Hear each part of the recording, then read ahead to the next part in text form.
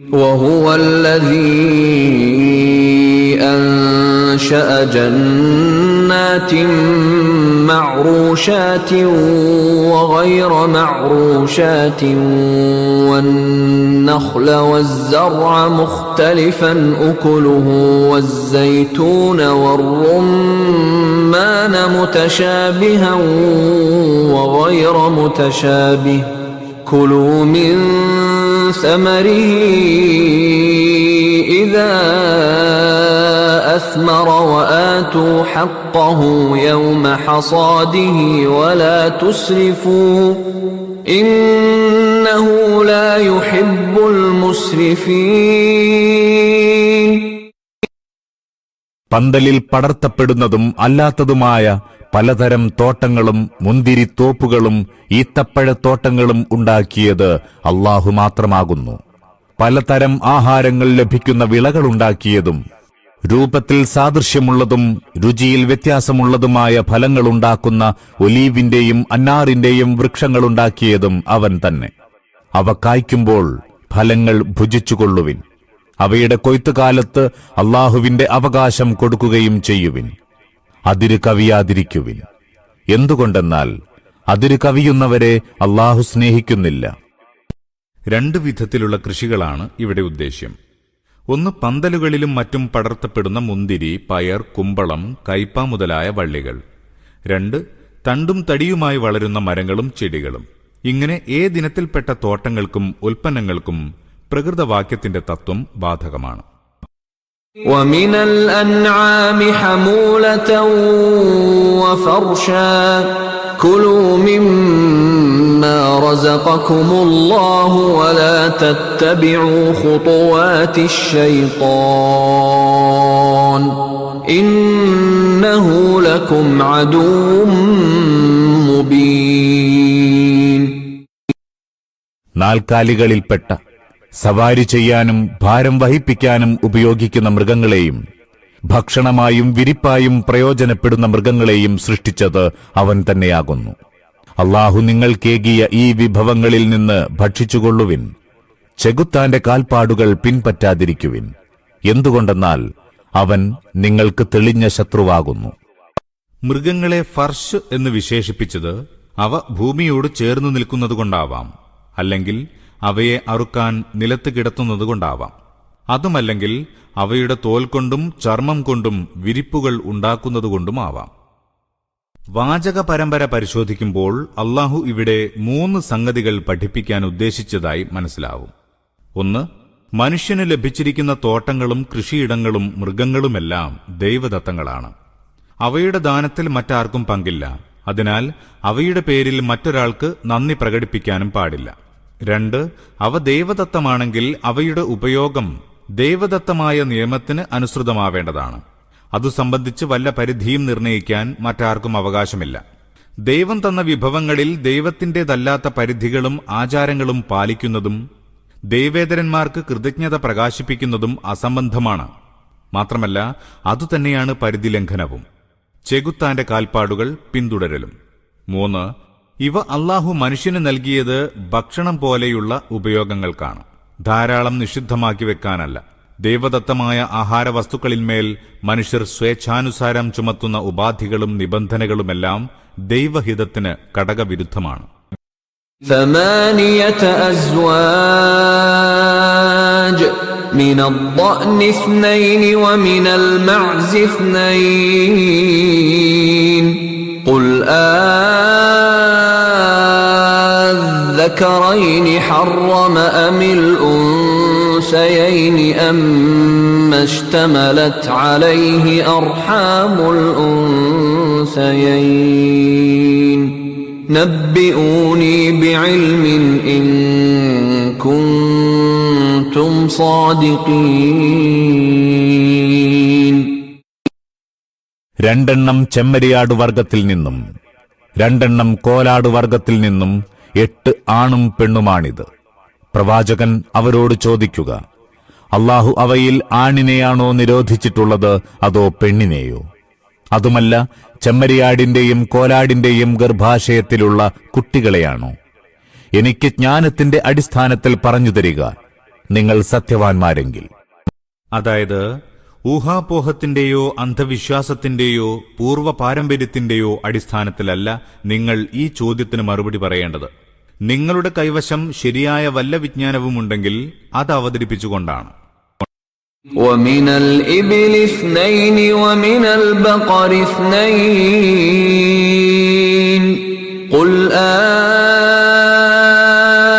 أَذَّكَرَيْنِ حَرَّمَ أَمِ الْأُنثَيَيْنِ أَمَّا اشْتَمَلَتْ عَلَيْهِ أَرْحَامُ الْأُنثَيَيْنِ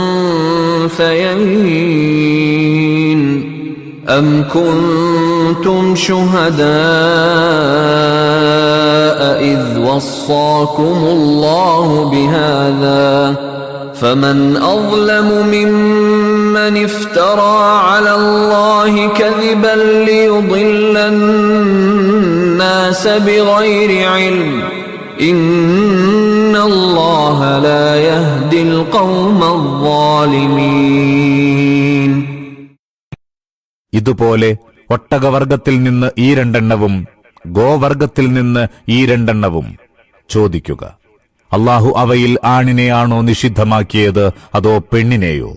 അതുമല്ല, ഒട്ടകത്തിന്റെയും പശുവിന്റെയും ഗർഭാശയത്തിലുള്ളതിനെയാണോ? അല്ലാഹു ഈ നിരോധം കൽപ്പിച്ചപ്പോൾ നിങ്ങൾ ഹാജറുണ്ടായിരുന്നുവോ? എന്നാൽ ജ്ഞാനമില്ലാതെ ജനത്തെ വഴിതെറ്റിക്കാൻ അല്ലാഹുവിന്റെ പേരിൽ കള്ളം ചമച്ചു പറയുന്നവനേക്കാൾ ധിക്കാരിയായ മനുഷ്യൻ ആരുണ്ട്?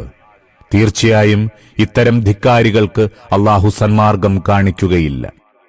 മുശ്രിക്കുകൾ വെച്ചു പോറ്റുന്ന അന്ധവിശ്വാസങ്ങളുടെ അർത്ഥശൂന്യത തുറന്നു കാട്ടാനാണ് ഈ ചോദ്യം ഇത്ര വിശദമായി ഉന്നയിക്കുന്നത്. ഒരേ ജീവിയിൽ നിന്നുള്ള ആണ് ഹറാമും പെണ്ണ് ഹലാലുമാവുക, അല്ലെങ്കിൽ മറിച്ചാവുക. അതുമല്ലെങ്കിൽ ഒരു മൃഗം ഹലാലും അതിന്റെ കുട്ടി ഹറാമുമാവുക. ഇതെല്ലാം തികച്ചും ബുദ്ധിശൂന്യമായ ധാരണകൾ മാത്രമാണ്. നേർബുദ്ധികളാരും അത് സമ്മതിക്കുകയില്ല. ഇത്തരം അസംബന്ധമായ വിധിവിലക്കുകൾ ദൈവം നൽകുമെന്ന് സാമാന്യം ബുദ്ധിയുള്ളവർക്ക് എങ്ങനെ വിഭാവന ചെയ്യാൻ സാധിക്കും? വിശുദ്ധ ഖുർആൻ ജാഹിലി അറബികളുടെ മൂഢധാരണകൾ ചൂണ്ടിക്കാണിച്ചതിലുള്ള തത്വം ലോകത്തിലെ ഇതര ജനസമുദായങ്ങൾക്കും ബാധകമാണ്. അന്നപാനീയങ്ങളുടെ ഹലാൽ ഹറാമുകളുടെ കാര്യത്തിൽ ബുദ്ധിശൂന്യങ്ങളായ നിരവധി നിബന്ധനകളും ഐത്താചാരങ്ങളും വിവിധ ജനസമുദായങ്ങളിൽ ഇന്നും നിലനിൽക്കുന്നു. قُلْ لَا أَجِدُ فِيمَا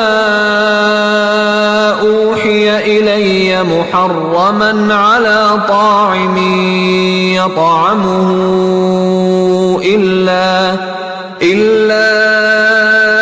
أَن يَكُونَ مَيْتَةً أَوْ دَمًا مَّسْفُوحًا أَوْ لَحْمَ خِنزِيرٍ فَإِنَّهُ رِجْسٌ أَوْ فِسْقًا أُهِلَّ لِغَيْرِ اللَّهِ بِهِ فَمَنِ اضْطُرَّ غَيْرَ بَاغٍ وَلَا عَادٍ فَإِنَّ رَبَّكَ غَفُورٌ رَّحِيمٌ. പ്രവാചകൻ അവരോട് പറയുക, എനിക്ക് ലഭിച്ചിട്ടുള്ള ദിവ്യ സന്ദേശത്തിൽ ഭക്ഷിക്കുന്നവന് നിഷിദ്ധമാക്കപ്പെട്ടതായി ഒന്നും ഞാൻ കാണുന്നില്ല. അത് ശവമോ ഒഴുക്കപ്പെട്ട രക്തമോ പന്നിമാംസമോ ആകുമ്പോൾ മാത്രമേ നിഷിദ്ധമാകൂ. അല്ലെങ്കിൽ അല്ലാഹുവല്ലാത്തവരുടെ പേരിൽ അറുക്കപ്പെട്ട് കുറ്റകരമായി തീർന്നാൽ അതും നിഷിദ്ധമാകുന്നു. ഇനി ഒരാൾ നിർബന്ധിതാവസ്ഥയിൽ ധിക്കാരം ഉദ്ദേശിക്കാതെയും നിർബന്ധിതമായതിന് അപ്പുറം കടക്കാതെയും ഇവയിൽ വല്ലതും ഭക്ഷിക്കേണ്ടി വന്നാൽ അപ്പോൾ തീർച്ചയായും നിന്റെ നാഥൻ വിട്ടുവീഴ്ച ചെയ്യുന്നവനും ദയാപരനുമാകുന്നു. ഈ വിഷയം അൽ ബഖറ 173 സൂക്തത്തിലും അൽ മാഇദ 3 സൂക്തത്തിലും വന്നിട്ടുണ്ട്. അന്നഹൽ 115 സൂക്തത്തിലും ഇതേ കാര്യം വരുന്നുണ്ട്. അൽ ബഖറയിലെ ആയത്തിലും ഈ ആയത്തിലും പ്രത്യക്ഷത്തിൽ ചെറിയൊരു വ്യത്യാസമുണ്ട്. അവിടെ രക്തമെന്ന് വിശേഷണമൊന്നുമില്ലാതെയും ഇവിടെ മസ്ഫൂഹ് അഥവാ ഒഴുക്കപ്പെട്ട എന്ന വിശേഷണത്തോടെയും പറഞ്ഞിരിക്കുന്നു. അതായത് പരിക്കുകൊണ്ടോ അറവുകൊണ്ടോ ഒഴുകിയ ചോരയും നിഷിദ്ധങ്ങളുടെ വകുപ്പിൽപ്പെട്ടതാണ്. വാസ്തവത്തിൽ ഇതൊരു ഭിന്നതയല്ല, വിധിയുടെ വിശദീകരണം മാത്രമാണ്.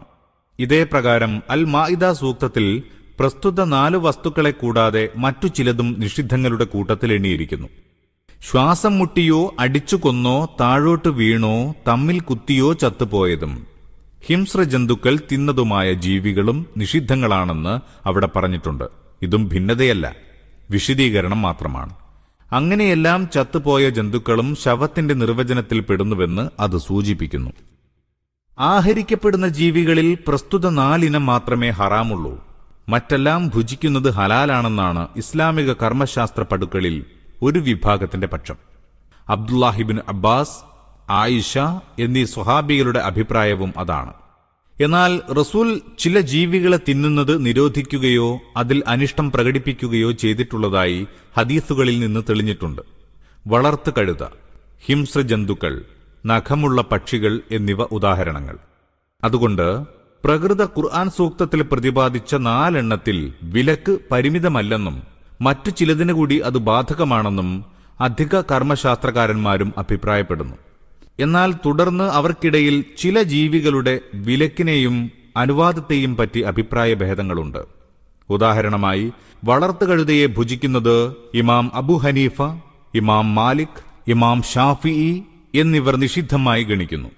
അത് നിഷിദ്ധമല്ലെന്നാണ് മറ്റു ചില കർമ്മശാസ്ത്രകാരന്മാർ പറയുന്നത്. എന്തോ സംഗതിവശാൽ ഒരിക്കൽ നബി തിരുമേനി അത് നിരോധിച്ചുവെന്നേയുള്ളൂ.